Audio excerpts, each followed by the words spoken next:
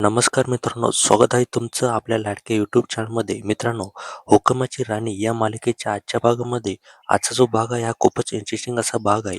आपल्याला पाहायला मिळते की इंद्र रेडी होऊन आता ऑफिसमध्ये आलेला असतो. ऑफिसमध्ये आल्यानंतर त्याला काही सुचतच नाही. तो इकडे तिकडे बघत असतो. सर्वत्र इंद्रजितला राणीच दिसत असते. आता इंद्र बिचारा कसाबसा स्वतःला समजत ऑफिसमध्ये पोहोचतो. ऑफिसमध्ये पोहोचल्यानंतर इंद्र स्वतःशीच बोलू लागतो, हे काय होतंय मला कळत नाहीये. असं का वाटतंय अस्वस्थ वाटतं, वेळही लवकर जात नाहीये. अशा कोणत्या विचारात गुंग झालो मी, खरंच राणीच्या प्रेमात पडलोय का? असं इंद्रा स्वतःशीच बोलत असतो. त्यानंतर पुढे इंद्रा ऑफिसमध्ये आल्यानंतर समोरच्या खुर्चीवरती कोणीतरी बसलेलं असतं. हे इंद्राला जाणवतं आणि मग काय तो जोरात बोलतो, एक्सक्यूज मी, कोण बसले माझ्या खुर्चीवरती? असं बोलल्यानंतर राणी त्या खुर्चीवरती बसलेली असते आणि जेव्हा ती खुर्ची बॅक साईडला क्लिप होते ना, तर इंद्रजितला समोर राणी दिसते. राणीला खुर्चीवरती बसलेलं पाहून इंद्रा एकदमच ना शॉक होऊन जातो. इंद्रा बोलतो, राणी तू आणि इथे? त्यानंतर पुढे घरामध्ये मालती आबांना बोलत असते, मी राणीसोबत खूप वाईट वागलेली आहे, परंतु इतकेही वाईट नाही आहे बरं का. हो, मला समजते माझं कुठेतरी काहीतरी चुकत होतं. तिला समजावण्यास, तिला कोण ओळखण्यात माझी मोठी चूक झाली, परंतु माफ करा. मला आबा असं आता बोलत असते, हे बघा मालती, माहिती आहे मला तुम्ही कोणाला एवढ्या सहजासहजी माफ करत नाही.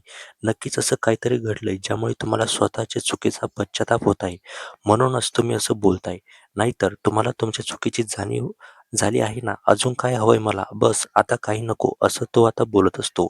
त्यानंतर पुढे आपल्याला आता असं दिसून येते की आता इंद्रा राणीसोबत बोलत असतानाच ना, बाहेर ऑफिसचा जो दरवाजा असतो, तो दरवाजा कोणीतरी नॉक करतं आणि आतमध्ये येतं. आतमध्ये आल्यानंतर राणी पुन्हा एकदा त्याला समोर दिसते, समोर खुर्चीवर. ही राणी दरवाजा वाजवणार. ही राणी मस्तपैकी सुटाबुटात फाईल घेऊन हातामध्ये आलेली असते.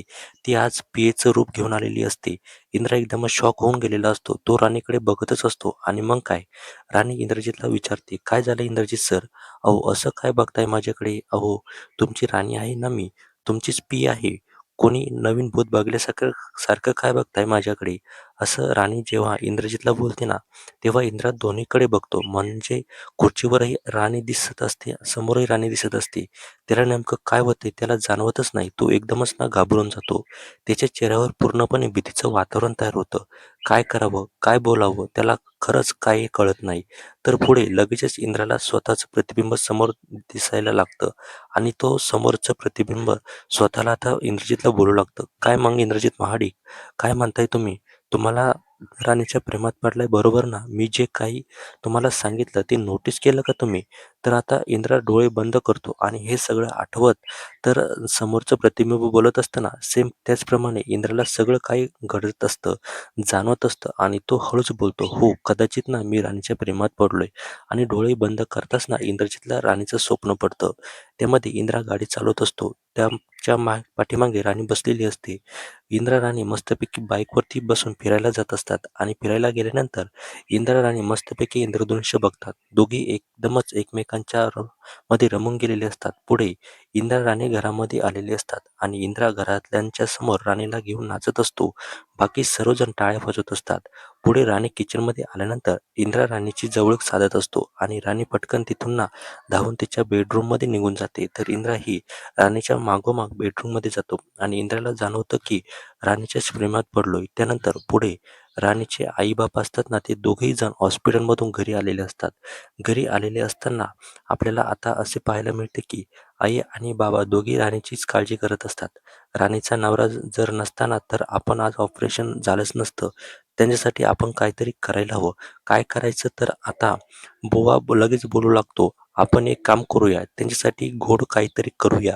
मी घेऊन जातो तिच्या नवऱ्यासाठी, चालेल का? सुरेखा बोलते, हो, मीच बनवते माझ्या प्रेमळ हाताने माझ्या जावयांसाठी मस्तपैकी शिरा. असं बोलून ना ती शिरा बनवायला सुरुवात करते. आता उर्मिला मालतीच्या रूममध्ये आलेली असते. रूममध्ये आल्यानंतर ती मालतीला बोलत असते, काय सांगू तुम्हाला, एक नंबर काम केलंय आज मी.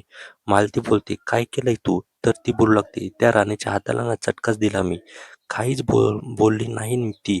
तर हे ऐकून मालतीला एकदमच आनंद होतो आणि ती बोलू लागते, वा, एकच नंबर. जे मला जमलं नव्हतं ना, ते तू करून दाखवलं उर्मिला.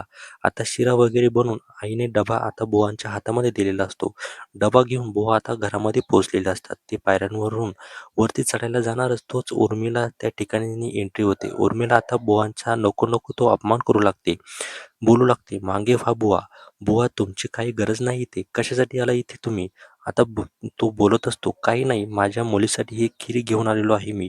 असं बोलल्यानंतर आता उर्मिला एकदमच ना त्यांना डबा जो आहे त्यांच्या हातातून हिसकावून घेते आणि बोलू लागते, "हा घाणेरडा डबा तुम्ही आमच्या घरामध्ये घेऊन आलात आणि तुम्ही बनवलेली खीर आम्ही खाणार का?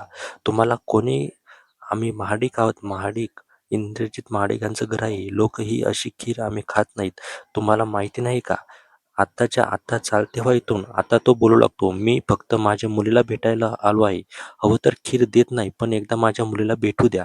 तर ती बोलू लागते, "एकदा सांगितल्यावर कळत नाही का तुम्हाला?" असं बोलून ना ती त्यांना झटक्याने लोटून धक्का देते आणि मग आता ती खीर फेकायला जाणारच ना तोच राणी तिथे पोहोचते आणि राणी आता उर्मिलाला बोलू लागते, "काय करताय तुम्ही उर्मिलाताई?" तर आता उर्मिला बोलू लागते, "राणी तू आता माझ्यासोबत अशा भाषेत बोलणार आहेत का उद्धटपणे?" तर राणी बोलते, "जर समोरचा व्यक्ती माझ्या बुवांचा अपमान करत असेल